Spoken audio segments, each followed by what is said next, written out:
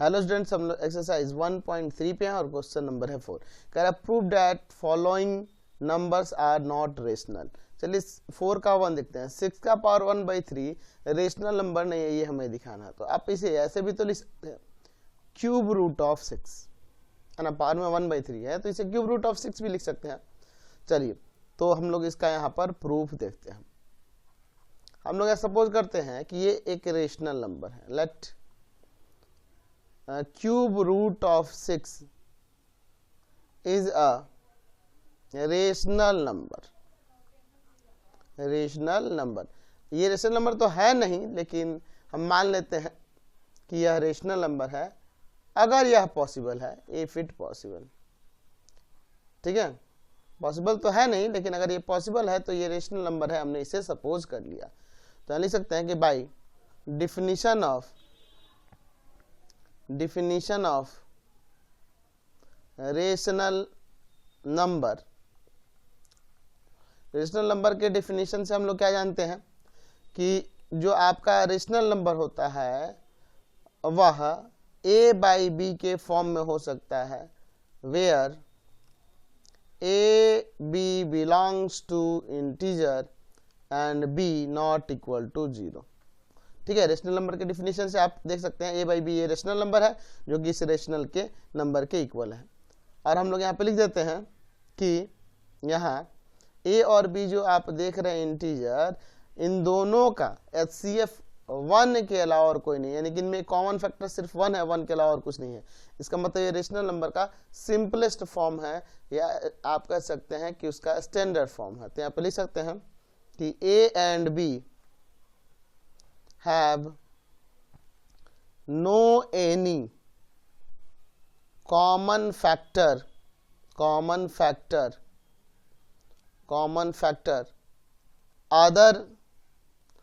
other than 1 के अलावा इसमें और कोई कॉमन फैक्टर नहीं है। क्यूब रूट है तो यहाँ पे क्यूब कर देते हैं बाई क्यूबिंग बोथ साइड। तो क्या हो जाए, cube root of 6 equal to में a/b का क्यूब। तो यहाँ पे क्यूब रूट अगर करेंगे तो यहाँ क्या हो जाएगा, क्यूब रूट और इधर क्यूब हो गया तो ये हट जाएगा, 6 आ जाएगा। इधर a क्यूब और बाई में आपका b क्यूब, तो आप इसे ऐसे लिख सकते हैं कि b क्यूब इक्वल है a क्यूब बाई 6 के, है ना। तो अब देखिए a क्यूब में 6 से डिवाइड करने पे हमें b क्यूब मिल रहा है। तो a क्या है, इंटीजर है, और इंटीजर का क्यूब इंटीजर में 6 से डिवाइड करने पे जब हमें b का क्यूब यानी ये भी इंटीजर है, तो a क्यूब में b से 6 से डिवाइड करने पे हमें इंटीजर मिल रहा है। ठीक है, इंटीजर मिल रहा है। तो यहाँ से हम लोग क्या कंक्लूजन निकाल सकते हैं कि 6 डिवाइड्स a क्यूब। तो जब a क्यूब को डिवाइड कर रहा है तो वो a को भी डिवाइड करेगा, 6 डिवाइड्स a। ठीक है, 6 किसको डिवाइड करता है, 1। यहाँ पे ले लेते हैं कि लेट जो a है वह 6c के इक्वल है, क्योंकि देखो a जो है 6 से डिवाइड हो रहा है, इसका मतलब कि a के फैक्टर में 6 आएगा। तो हम लोग इसका फॉर्म ले सकते हैं equal to 6c where c belongs to integer, ऐसा हम लोग कह सकते हैं। चलिए ये पुट करते हैं इसमें, तो आ जाएगा b क्यूब इक्वल टू में 6c का क्यूब और बाई में 6, b क्यूब इक्वल टू में 6 का क्यूब 216, c क्यूब बाई में 6, ये कट जाएगा 36। तो हमने दिखा दिया कि b क्यूब इक्वल है 36c क्यूब के। चाहो तो आप ऐसे लिख सकते हैं, इसमें से 6 को इधर लाते हैं, b cube by 6 equal to में 6c क्यूब।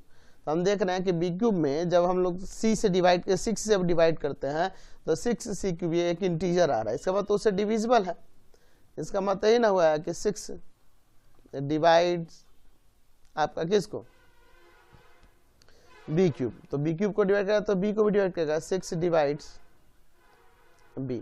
तो जब b को डिवाइड कर रहा है इसका मतलब यह हुआ कि 6 का आपका 6 जो है b का एक फैक्टर है, और यहाँ भी a का भी एक फैक्टर दिख रहा है। तो दोनों में एक कॉमन फैक्टर हमें 6 मिल रहा है a एंड b में। तो यहाँ हम ऐसे लिख सकते हैं, इसको फर्स्ट ले लो, इसको सेकंड ले लो, यहाँ पे लिख सकते हैं कि from first and second it follows that A and B have a common factor क्या 6। लेकिन हम लोग ऊपर देखें कि ए बी का कॉमन फैक्टर 1 है, 1 के अलावा और कुछ नहीं है, तो लिख सकते हैं कि this contradicts our assumption that A and B have no common factor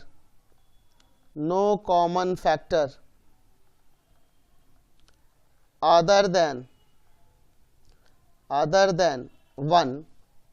तो इसका मतलब जो हम लोग ऊपर मान रहे थे, जब ये 1 कॉमन फैक्टर, ये हमारा एजम्पशन गलत हो रहा है, तो हमने जो ऊपर माना था कि जो आपका क्यूब रूट ऑफ 6 है वह रेशनल है, वो भी फॉल्स हो जाएगा। दस our assumption that cube root of 6 is a rational number is false। अच्छा, जब ये false हो गया कि ये रेशनल नंबर है, तो इसका मतलब ये रेशनल नंबर नहीं है। hence क्यूब रूट ऑफ 6, या फिर आप लिख सकते हैं 6 का power 1/3 is not a rational number.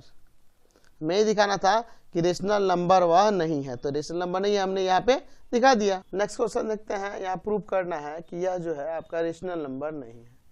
तो हम लोग क्या करेंगे यहाँ प्रूफ में, ऐसा सपोज कर लेते हैं कि 3√3 जो है यह आपका रेशनल नंबर है। यहाँ पे ले लेते हैं कि let 3√3 is a rational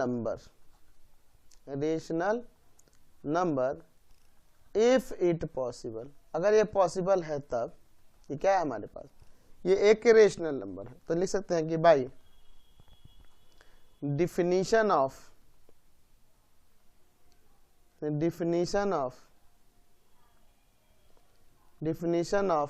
rational number. Rational number को क्या, रेशनल नंबर को रिप्रेजेंट कर सकते हैं P/Q के फॉर्म में। Rational number where P and Q belongs to integer and Q not equal to 0, ऐसे आप रिप्रेजेंट कर सकते हैं। समझ गए ना। अच्छा, यहाँ पर एक काम करते हैं, ये 3 जो है ना प्रोडक्ट में उधर डिवाइड में भेज देते हैं, तो √3 इक्वल टू हो जाएगा P/3Q। अब यहाँ पे देखिए, हमने पहले भी एक्सरसाइज में जब क्वेश्चन बनाया तो √3 को हम लोग प्रूफ कर चुके हैं कि √3 क्या है, एक इरेशनल नंबर है। अब देखिए P और Q इंटीजर है और 3 भी क्या है, यहाँ इंटीजर है। ठीक है, तो यहाँ P/3Q क्या होगा, एक रेशनल नंबर होगा। तो इधर रेशनल, इधर इरेशनल आपको दिखने लगा, ये जो कि पॉसिबल नहीं है। तो यहाँ पर लिख सकते हैं कि P and Q are integers है ना। जब P और Q इंटीजर्स हैं, therefore P and 3Q, P और ये 3Q भी इंटीजर होगा, आर ऑल्सो इंटीजर। तो जब ये भी इंटीजर हैं तो इसका क्या कंक्लूजन निकलता है, P/3Q जो होगा वह एक रेशनल नंबर होगा, है ना। तो यहाँ हम लिख सकते हैं कि हेंस अगर हम RHS में देखें, इसमें इस वाले में ठीक है, RHS में देखें तो RHS, इसको कोई इक्वेशन ले लेगा, फर्स्ट ले लेते हैं। RHS of equation first is a rational number. ये रेशनल नंबर दिख रहा है और है भी, और whereas LHS of equation first is an irrational number। ये आपका इरेशनल नंबर दिख रहा है। क्या रेशनल नंबर कोई ऐसा हो सकता है जो इरेशनल नंबर के इक्वल हो जाए? नहीं। तो लिख सकते हैं कि विच इज नॉट पॉसिबल, ये पॉसिबल ही नहीं है। तो इसका मतलब जो हम लोग ऊपर ले रहे थे कि 3√3 आपका रेशनल नंबर है, वो मानना ये हमारा गलत हो जाएगा। therefore our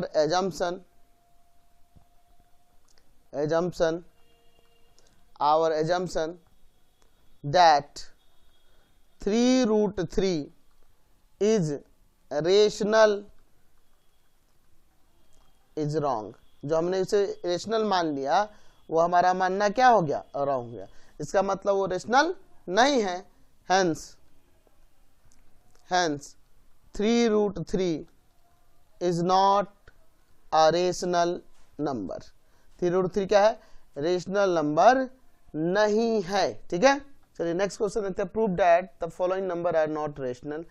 अगर 5√3 जो है यह रेशनल नहीं है, ये प्रूव करना है। चलिए यहाँ पे इसका प्रूफ देखते हैं। ठीक है, let 5√3 is a rational number, ऐसा सपोज कर लेते हैं। ऐसे ये रेशनल नंबर तो है नहीं, अगर ये पॉसिबल है तो मान लेते हैं।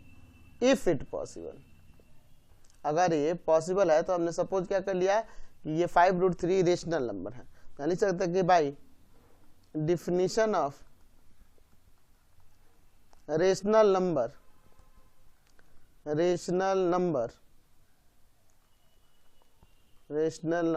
नंबर के डिफिनीशन से क्या जानते हैं कि रेशनल नंबर को p/q के फॉर्म में लिख सकते हैं, where p and q belongs to integer and q not equal to 0।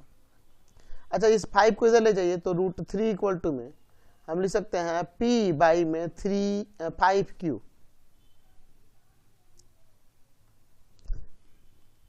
p में 5q। अब देखिए हम लोग यहाँ देख रहे हैं p और q इंटीजर है और 5 भी इंटीजर है, तो यहाँ p/5q क्या हो जाएगा? आपका क्या हो जाएगा? रेशनल नंबर हो जाएगा। और √3 हम लोग प्रूव कर चुके कि ये रेशनल नंबर होता है, जो कि ये पॉसिबल नहीं हो सकता। रेशनल कभी रेशनल के इक्वल होगा? नहीं होगा। तो यहाँ पे अब लिख देते हैं, हम दिख रहे हैं since p and q are integers, ये हमारे पास इंटीजर्स हैं, ऊपर ही हमने दिखाया है।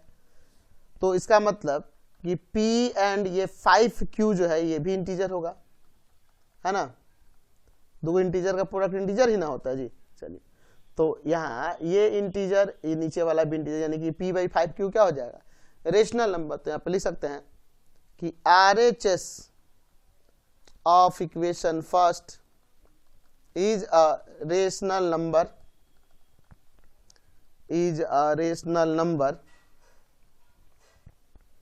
whereas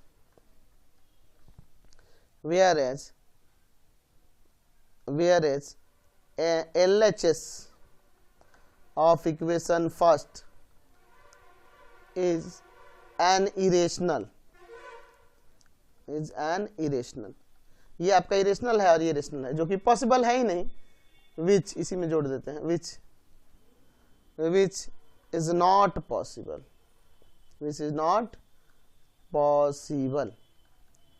ये पॉसिबल नहीं है। और जब ये पॉसिबल नहीं है, इसका मतलब हमारा जो मानना था वो गलत हो गया। तो लिख सकते हैं कि therefore our assumption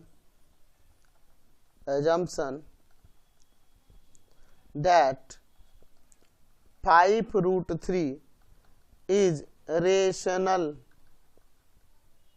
number